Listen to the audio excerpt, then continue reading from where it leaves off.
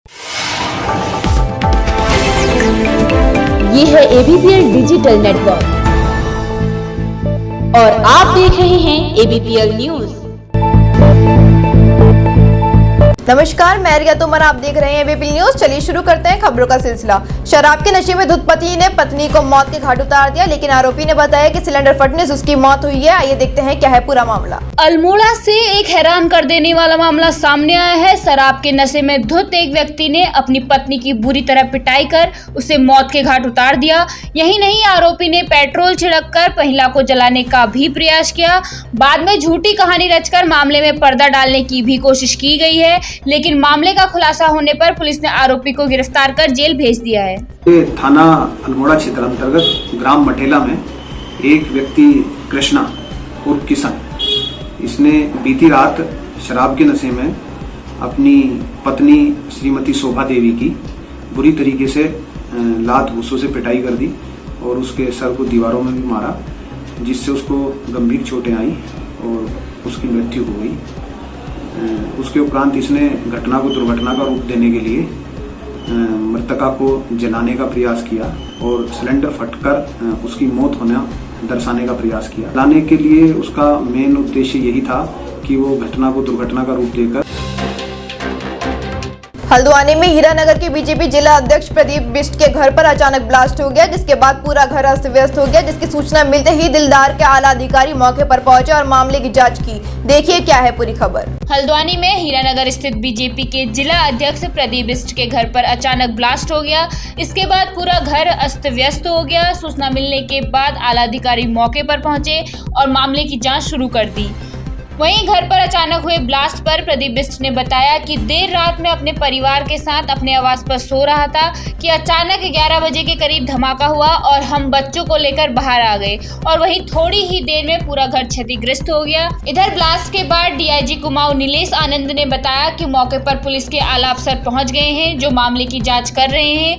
सभी पहलुओं को ध्यान में रखकर मामले की जाँच की जा रही है, लेकिन कोई भी कहने को तैयार नहीं है कि ब्लास्ट किस वजह से हुआ है। वहीं मौके पर पूरे घर को सील कर दिया गया। ब्लास्ट की खबर मिलते ही प्रदीप के आवास पर लगातार लोगों का तांता बना हुआ है। सही कारणों का अभी तक पता नहीं चल पाया है कि ब्लास्ट की असली वजह क्या थी। पुलिस लगातार मामले की जांच कर रही है। इंजीनियर्स डे पर अल्मोड़ा के शक्ति सदन में अभियंताओं ने विश्वेश्वरैया को याद किया और उनके बताए मार्ग पर चलने की बात कही। इसके साथ ही रिटायर हो चुके इंजीनियरों को सम्मानित भी किया गया। वहीं उन्होंने सरकार से मांग करते हुए कहा कि इंजीनियर्स की 18 सूत्रीय मांगों पर विचार करें। इसके अलावा उन्होंने कहा कि हमारे विकास के लिए इंजीनियर्स रीढ़ की हड्डी हैं। और मांगे भी जो हमारी उतनी मिल नहीं, हम अपने महासंघ में मुख्य मांग रख रहे हैं कि हमारी जो पुरानी पेंशन योजना है उसको लागू किया जाए। पूरे प्रदेश भर में हर बार जो है एनपीएस की और आंदोलन चलते आ रहे हैं। इसके बाद भी अगर सरकार नहीं मानी तो हम भी एक बड़े कदम उठाने की सोच रहे हैं। जनपद उधम सिंह नगर के तराई वन प्रभाग के बतरामपुर रेंज में गुलदार का आतंक बढ़ता जा रहा है। पिछले 10 दिनों में गुलदार ने कई लोगों पर हमला कर दिया, जिससे कई लोग गंभीर रूप से घायल हो गए। क्या है पूरी खबर, आइए जानते हैं। बतरामपुर रेंज में 10 दिन के अंदर गुलदार ने कई लोगों पर हमला कर दिया, जिसमें कई लोग गंभीर रूप से घायल हो गए। इसे देखते हुए वन विभाग की टीम ने कई जगह पर पिंजरे लगाए हैं, लेकिन कई दिन बीतने के बाद भी उन्हें कोई सफलता हाथ नहीं लगी है। वहीं आज पर्यावरण सुरक्षा सेवा समिति के बैनर तले ग्रामीणों ने इकट्ठा होकर क्षेत्राधिकारी कार्यालय के बाहर 1 दिवसीय धरना प्रदर्शन किया। प्रदर्शन के बाद ग्रामीणों का कहना है कि आज वन विभाग को चेताने के लिए धरना दिया गया है। वन विभाग से हमारी मांग है कि जंगल के किनारे सोलर ताल फेसिंग या दीवार बनाई जाए ताकि वन्य जीवों का आतंक कम हो। अगर जल्द ही वन विभाग इस ओर ध्यान नहीं देता तो ग्रामीण देहरादून पहुंचकर आंदोलन करने को मजबूर होंगे। इसी के चलते ग्रामीणों ने क्षेत्र के वन अधिकारी को आज ज्ञापन भी सौंपा है। समिति से अध्यक्ष सूर्य सिंह प्रजापति हूँ। हमारी ये मांग है कि सोलर करंट द्वारा जानवरों का जंगल से बाहर निकलना बंद किया जाए। हाथियों ने, बंदरों ने, गुलदारों ने मनुष्य जाति पर जो है ये समझिए भयंकर प्रहार कर रखा है। जानवरों ने, गुलदार ने हमारे कई छोटे छोटे बच्चों पर, निकलने वाले राहगीरों पर आक्रमण कर रखा है। हम इन सब के खिलाफ आंदोलन करेंगे। उसके लिए चाहे हमें किसी हद तक भी जाना पड़े, चाहे हमें डीएम महोदय से मिलना पड़े या मुख्यमंत्री के पास जाना पड़े या देहरादून में सड़कों पर उतरना पड़े, तो ये प्रधान संघ और पर्यावरण सेवा समिति कहीं पीछे नहीं रहेगी, क्योंकि हमें जनता की आवाज़ उठानी है, जनता की सुरक्षा करनी है और जनता के ही हम लोग सेवक हैं। बीते दिनों अपहरण का मामला सामने आया है। अपहरण का मामला कपकोट का है, जिसमें 5वें आरोपी मोहित टाकुली को भी पुलिस ने दिल्ली से गिरफ्तार कर लिया है। क्या है पूरा मामला, देखिए हमारी रिपोर्ट। अपहरण के मामले में बीते हफ्ते 5वें आरोपी कपकोट सूपी के रहने वाले मोहित टाकुली को भी पुलिस ने गिरफ्तार कर लिया है। आज एसपी बागेश्वर सुखवीर सिंह ने प्रेस कॉन्फ्रेंस में बताया कि आरोपी को अदालत में पेश करने की तैयारी चल रही है, लेकिन फिलहाल पुलिस लगातार आरोपी से पूछताछ कर रही है। आपको बता दें कि कपकोट निवासी हरसिंह द्वारा थाना कपकोट में तहरीर देकर बताया गया था कि उनके नाबालिग बेटे की उम्र 16 साल है और उसके दोस्त की उम्र 13 साल है, जो कि कपकोट अस्पताल दवा लेने गए थे, लेकिन अज्ञात बदमाशों ने उनका अपहरण कर लिया था। हालांकि पुलिस की मुस्तैदी के चलते 4 आरोपियों को नैनीताल जिले के खैरना से पकड़कर बच्चों को सकुशल बरामद कर लिया गया था। आरोपी मोहित टाकुली लगातार फरार चल रहा था, लेकिन बागेश्वर पुलिस ने उसे दिल्ली से गिरफ्तार कर लिया है। जानना चाहेंगे, आप अवगत हैं कि 8 सितंबर को थाना कपकोट क्षेत्र से 2 नाबालिग बच्चों का अपहरण हुआ था, जिसमें 5 अभियुक्त प्रकाश में आए थे। 4 पूर्व में ही गिरफ्तार हो चुके थे। एक जो अभियुक्त था मोहित टाकुली नाम का, यद्यपि वो भी सुपी थाना कपकोट क्षेत्र का ही रहना पाया गया है, ये फरार चल रहा था। हम लोग लगातार सर्विलांस के माध्यम से इसकी लोकेशन ज्ञात कर रहे थे। प्रधानमंत्री के ड्रीम प्रोजेक्ट पर अधिकारी कैसे धन का दुरुपयोग कर रहे हैं और कैसे वित्तीय अनियमितताओं कर जीरो टॉलरेंस की सरकार की धज्जियां उड़ा रहे हैं, क्या है पूरा मामला, देखिए हमें रिपोर्ट। जनता की गाड़ी कमाई को अधिकारी कैसे बर्बाद करने में लगे हैं और कैसे प्रधानमंत्री के ड्रीम प्रोजेक्ट अमृत योजना को पलीता लगा रहे हैं, ये देखने को मिला काशीपुर के जल निगम में, जहां अमृत योजना के तहत पेयजल निगम को दिए गए सेप्टिक टैंक निर्माण में करोड़ों की वित्तीय अनियमितता सामने आई है और अधिकारियों ने मनमाने तरीके से धन का दुरुपयोग किया है। यही नहीं, जिस योजना को महज 18 माह में पूरा हो जाना चाहिए था, वो योजना 4 सालों में भी अधर में लटकी है। ऐसे में जहां विभागीय अधिकारियों की कार्यशैली पर सवाल उठ रहे हैं, तो दूसरी ओर लंबे समय से अधर में लटकी योजना कब पूरी होगी, इस पर भी सारे अधिकारी मौन साधे हुए हैं। ये जो काशीपुर जल निगम है, E&M का जो पार्ट है इसके अंदर, वो 55% का पार्ट था काम, और सिविल डिवीजन का था 45%।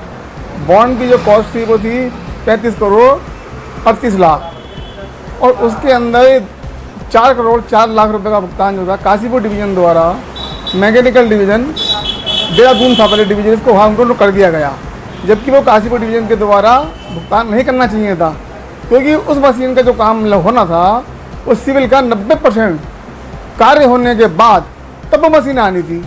उन मशीनों को 3 साल पहले मंगवा करके खुले आकाश के नीचे रख लिया गया, और जिस पर 3.5 साल से लगातार आंधी तूफान बारिश सब पड़ रही है, और उसके सेंसर उसके पार्ट है तमाम सारे।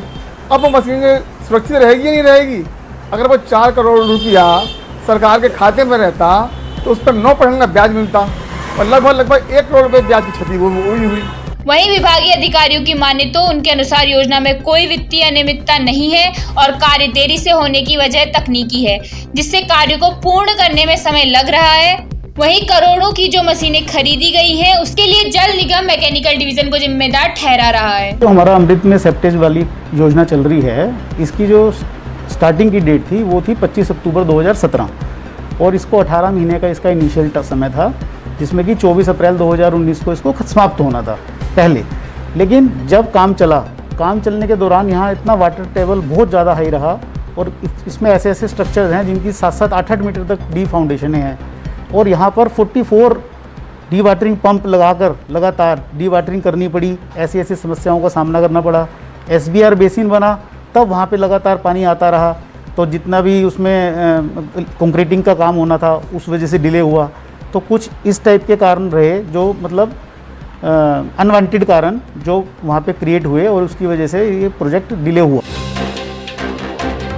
बागेश्वर के सिल्वर जुबली वार्षिक अधिवेशन बैंक्वेट हॉल में आयोजित किया गया, जहां बागेश्वर जिला निर्माण में पहली भूमिका निभाने वाले स्वर्गीय गुंसाई सिंह दफौटी को सम्मानित किया गया। आइए डालते हैं एक नजर।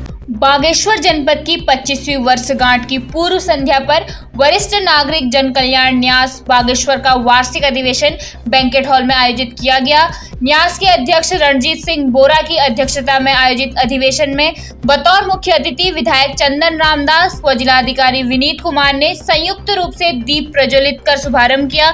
इस मौके पर मुख्य अतिथियों द्वारा न्यास प्रकाशित कूली बैगार आंदोलन शताब्दी वर्ष पुस्तक का विमोचन भी किया गया। साथ ही बागेश्वर जिला निर्माण में अग्रणी भूमिका निभाने वाले स्वर्गीय गुसाई सिंह दफोटी और पूर्व जिला पंचायत अध्यक्ष अल्मोड़ा जवाहर सिंह परिहार को सम्मानित भी किया गया। अधिवेशन पे बहुत बधाई देता हूँ क्योंकि इस न्यास के द्वारा लगातार जिला प्रशासन को भी काफ़ी सहयोग मिलता रहता है। हमारे कोविड कार्यकाल में भी इनके द्वारा मटेरियल डिस्ट्रीब्यूशन में, मटेरियल एड प्रोवाइड करवाने में और जन जागरूकता के कार्यक्रम करवाने, वैक्सीनेशन में हर प्रकार का इन्होंने योगदान दिया है। सर, आज आपके न्यास को 1 वर्ष पूर्ण होने पर किस तरह से आज यहाँ पे आपकी दिवस मनाया जा रहा है? ये हमारा न्यास का द्वितीय अधिवेशन है। इससे पूर्व हमारे न्यास का जो अधिवेशन हुआ था उसमें स्वामी अग्निवेश जी यहाँ पर आए हुए थे मुख्य अतिथि के रूप में। आज न्यास का जो इसमें राजा बहन जी हमारे आज मुख्य वक्ता के रूप में यहाँ पर उपस्थित हैं। 2017 विधानसभा चुनाव में भाजपा विधायक नवीन दुमका ने जीतने पर बिंदु खत्ता को राजस्व गांव बनाने का वादा किया था। इसी मुद्दे पर उन्होंने ढेरों वोटों से जीत हासिल की थी, लेकिन विधायक बनने के बाद वो अपनी बात से मुकर गए, जिससे नाराज बिंदु खत्ता राजस्व गांव के लोगों ने शहीद स्मारक पर धरना प्रदर्शन किया। क्या है पूरा मामला, देखिए हमारी रिपोर्ट। भारतीय कम्युनिस्ट पार्टी माले ने लालकुआ विधायक के जरिए बिंदु खत्ता राजस्व गांव के सवाल पर जनता से की गई वादा खिलाफी के विरोध में शहीद स्मारक पर धरना प्रदर्शन किया है। इस दौरान जिला सचिव कैलाश पांडे ने कहा कि विधानसभा चुनाव 2017 में भाजपा विधायक नवीन दुमका ने जीतने पर बिंदु खत्ता को राजस्व गांव बनाने का वादा किया था। इसी मुद्दे पर मिले ढेरों वोटों से विधायक बनने के बाद वो अपनी बात से मुकर रहे हैं। आखिर भाजपा ने ऐसा क्यों किया और बिंदु खत्ता को राजस्व गांव बनाने के वादे का क्या हुआ? डबल इंजन भाजपा सरकार को इस बात का जवाब जनता को जरूर देना चाहिए। भारतीय कम्युनिस्ट पार्टी माले के वरिष्ठ नेता बहादुर सिंह जग्गी ने कहा कि भाजपा सरकार चुनाव से पहले ताबड़तोड़ चुनावी घोषणाएं कर रही है, लेकिन सरकार के मुखिया से लेकर विधायक तक बिंदु खत्ता राजस्व गाँव पर शर्मनाक चुप्पी साधे हुए है। बिंदु खत्ता की जनता आगामी विधानसभा चुनाव में भाजपा को इस वादा खिलाफी का करारा जवाब देगी। वहीं इससे ये साबित होता है कि लालकुआ विधायक बिंदु खत्ता को राजस्व गांव बनाने में असफल रहे हैं। सरकार को याद दिलाने के लिए, क्योंकि चुनाव में यही वादा किया गया था कि हमारी डबल इंजन सरकार बनेगी, तो सारी बाधाएं दूर करके बिंदु खत्ता को राजस्व गाँव बनाया जाएगा। और आपको याद होगा कि इसी मुद्दे पर लालकुआ में नवीन दुमका जी जीते थे, परंतु जब से वो विधायक बने हैं तब से इस बात से किनारा कर रहे हैं। और बार बार अगर इस बात से पूछा भी जा रहा है, तमाम लोग पूछ रहे हैं तो कह रहे हैं हमने सवाल उठाया। हम कह रहे सवाल उठाना विपक्ष का काम है, सरकार का काम है कि राजस्व गाँव में जो बाधाएं हैं उनको दूर करे, राजस्व गाँव का प्रस्ताव विधानसभा से पारित करके केंद्र को भेजे। और केंद्र में भी आपकी सरकार है तो वहाँ वन एवं पर्यावरण मंत्रालय से उसकी स्वीकृति करके बिंदु खत्ता को राजस्व गाँव बनाया जाए। 5 साल आपने ऐसे ही काट दिए। तो हम कह रहे हैं कि ये जो वादा खिलाफी जनता के खिलाफ, जनता के साथ है, तो इसका जवाब विधानसभा चुनाव में जनता देगी। अन्यथा विधानसभा से तत्काल प्रस्ताव पारित किया जाए। और हम तो कहना चाहते हैं ये बिल्कुल बिंदु खत्ता की जनता के साथ छल कर रहे हैं, क्योंकि अभी ताबड़तोड़ चुनावी घोषणाएं सरकार कर रही है, मुख्यमंत्री लगातार घोषणाएं कर रहे हैं, तमाम सवालों पे कर रहे हैं, पर बिंदु खत्ता राजस्व गाँव को एक बार भी कुछ नहीं कहा गया, चुप्पी साधी हुई है। इसका मतलब बिंदु खत्ता राजस्व गाँव को बनाना नहीं चाहते हैं, इनके लिए केवल चुनावी मुद्दा है। वोट बैंक बिंदु खत्ता की जनता को समझना चाहते हैं, इसलिए इसके खिलाफ ये धरना है। और अगर मान लिया अब भी विधानसभा से प्रस्ताव पारित करके केंद्र को नहीं भेजा गया तो हम इस आंदोलन को और तेज करेंगे और पूरी जनता के साथ मिल करके इस आंदोलन को तेज करके पूरे विधानसभा चुनाव तक इस सवाल को ले जाया जाएगा। लंबे समय से सन 1981-82 से ही संघर्ष के दौरान से ही जो राजस्व गाँव की जो मांग लगातार रही है बिंदु खत्ते की जनता की, तो इस पर इन्होंने जो है बिंदु खत्ते की जनता के साथ 2016 में जो धोखाधड़ी की और ऊपर से नगर पालिका थोपी, जबरन नगर पालिका थोपी। बिंदु खत्ते की जनता ने अखिल भारतीय किसान महासभा, भारत की कम्युनिस्ट पार्टी माले के नेतृत्व में और यह लड़ाई लड़ी कामरेड पुरुषोत्तम शर्मा जी के नेतृत्व में, जो राष्ट्रीय अखिल भारतीय किसान महासभा के राष्ट्रीय सचिव भी हैं, तो उनके नेतृत्व में जो ये लड़ाई लड़ी, 2 वर्ष तक ये संघर्ष चला नगर पालिका के खिलाफ। और नगर पालिका बनने से पूरा बिंदु खत्ता जो है की जमीन है और जो आप क्या मांग करते हैं सर? फिर आंदोलन के दबाव में वो जो है उनको नगर पालिका वापस लेनी पड़ी और अब वो उसके बाद से राग अलापते लगे हैं माननीय हरिचंद दुर्गापाल जी और दलीप सिंह कुंवर द्वारा नशे के विरुद्ध चलाए जा रहे अभियान के अंतर्गत पुलिस ने स्मैक तस्कर को दबोचा। देखिए पूरी रिपोर्ट। वरिष्ठ पुलिस अधीक्षक दलीप सिंह कुंवर द्वारा नशे के विरुद्ध चलाए जा रहे अभियान के अंतर्गत सितारगंज सिटकुल चौकी पुलिस ने कार्रवाई करते हुए चेकिंग के दौरान ग्राम उकरौली में नदी की ओर से आ रहे एक व्यक्ति को रोका तो वह पुलिसकर्मी को देखकर वापस नदी की ओर भाग गया। शक की बुनियाद पर पीछा करने पर पुलिस ने व्यक्ति को पकड़ लिया। द्वारा जो है जनपद में नशा मुक्ति के लिए प्रोग्राम चलाया जा रहा है। नशे के विरुद्ध जो कार्यक्रम चलाया जा रहा है उसके तहत हम लोग के द्वारा समय समय पर लगातार चेकिंग की जा रही है। तो कल इसी क्रम में कल दिन की बात है तो सिटकुल चौकी से हम लोग जब निकले गश्त के लिए तो हमें सरिता रानी स्टोन क्रशर के आसपास एक व्यक्ति जो नदी की ओर से आता हुआ दिखाई दिया। तो शक होने पर जब हम लोगों ने उसका पीछा किया तो नदी की ओर दौड़ गया। उसको हमने पकड़ा तो वो अपनी जेब में हाथ डालने लगा। जब हमने चेक किया तो उसके पास एक पारदर्शी पन्नी के अंदर 10.70 ग्राम स्मैक बरामद हुई और ये व्यक्ति इसका नाम है अमरीक सिंह सन ऑफ भादू साधुनगर का रहने वाला है। उर्फ भादू ये साधुनगर का रहने वाला है। जो है पकड़ के इसके अगेंस्ट हमने मुकदमा पंजीकृत करके इसको कोर्ट में पेश करवाया जा रहा है। उत्तराखंड में विधानसभा चुनाव के नजदीक आते ही विकास कार्य में तेजी देखने को मिल रही है। इसी के चलते बाजपुर में कैबिनेट मंत्री यशपाल आर्य ने करोड़ों की लागत से विभिन्न विकास कार्यों का लोकार्पण किया। आइए डालते हैं एक नजर। आपको बताते चले कि बाजपुर के ग्राम हरिपुरा हरसान स्थित इंटर कॉलेज में आयोजित कार्यक्रम में कैबिनेट मंत्री यशपाल आर्य पहुंचे, जहां लोगों ने उनका फूल मालाओं के साथ जोरदार स्वागत किया। इस दौरान कैबिनेट मंत्री ने करीब 1 करोड़ 29 लाख रुपए की लागत से क्षेत्र के विकास कार्यों का शिलान्यास किया। साथ ही कैबिनेट मंत्री ने कहा कि उन्होंने अपने कार्यकाल में हमेशा विकास को प्राथमिकता दी है। यही कारण है कि बाजपुर में विकास कार्य चारों तरफ दिखाई दे रहा है। वहीं उन्होंने कहा कि क्षेत्र की जनता द्वारा जो समस्याएं उनके समक्ष रखी जाती हैं, उनका हर संभव समाधान किया जा रहा है। देखिए, निरंतर और लगातार बाजपुर विधानसभा क्षेत्र में विकास की ओर आगे बढ़ रहा है और निरंतर हमने विभिन्न क्षेत्रों में विभिन्न योजनाओं का लोकार्पण भी किया है, शिलान्यास भी किया है और एक समग्र विकास जो चहुमुखी विकास को परिभाषित करने का काम भी किया है। जहाँ पर भी जनता की ने जो भी मांगे, जो समस्याओं का मांग पत्र हो या हमें बताई, उसका निदान करने की भरसक कोशिश की है। सितारगंज में सनातन धर्म के मंदिर परिसर में भक्तों द्वारा भजन संध्या का आयोजन किया गया। भक्तों द्वारा राधा रानी का दरबार फूलों से सजाया गया। आइए डालते हैं एक नजर। सितारगंज में राधा रानी के सानिध्य में शाम के समय भव्य रूप से भगवान श्री कृष्ण को समर्पित भजन संध्या का आयोजन किया गया। बाहर से आए हुए भजन गायकों व राधा कृष्ण मंदिर की संकीर्तन मंडल द्वारा एक से बढ़कर एक भजनों की प्रस्तुति दी गई। वहीं भजनों पर देर रात तक भक्त झूमते नजर आए। साथ ही साथ संगीत पर कलाकारों ने अपने संगीत का हुनर भी दिखाया।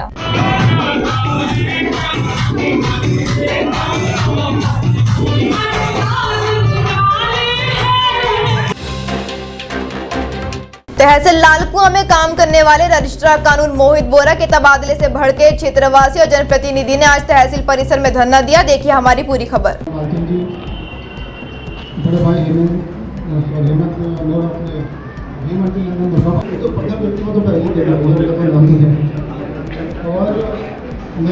क्या है, एक नेक कर्मचारी के, नेक अधिकारी के पक्ष में क्या है। आज तक सब जनता ही चाहती थी कि भ्रष्ट अधिकारी के खिलाफ आवाज उठाते और उसको यहाँ से इस क्षेत्र से बाहर करने की सोचते, लेकिन आज प्रथम बार ऐसा हो रहा है किसी अधिकारी को रोकने के लिए पूरी जनता उमड़ के आई है। पहाड़ी आर्मी के युवक गैंसड पुलिस की कार्रवाई से नाराज है। पुलिस ने पहाड़ी आर्मी के एक युवक को विधानसभा घेराव के मामले में गिरफ्तार कर जेल भेज दिया है। गैरसैंण राजधानी के साथ पहाड़ के कई सवालों को लेकर पहाड़ी आर्मी जिलों में जाकर युवाओं को जोड़ने का काम कर रही है। इसके साथ ही उनका कहना है कि बेरोजगार युवाओं को भी इस मुहिम से जोड़ा जाएगा। पहाड़ी आर्मी के संस्थापक सदस्य परवीन कुमार काशी को 2018 में झूठे मुकदमे जो लगाए थे उसमें कल अरेस्ट कर दिया है। वो जेल के अंदर है और वो तब तक जेल के अंदर रहेंगे, वो बेल नहीं लेंगे, तब तक जेल के अंदर रखेंगे जब तक जो हमारा मुख्य मुद्दा है गैरसैंण राजधानी स्थायी और रोजगार देना। जब तक ये कंप्लीट नहीं होगा तब तक वो अंदर रहेंगे और अंदर रह के सत्याग्रह करेंगे। मेरी जनता से अपील है, एक बाहर का व्यक्ति इस उत्तराखंड राज्य के लिए इतना बड़ा त्याग कर रहा है तो उत्तराखंडियों को जागना होगा अब। आज के लिए इतना ही। जुड़े रहिए ABPL न्यूज के साथ। ये है ABPL डिजिटल नेटवर्क और आप देख रहे हैं ABPL न्यूज।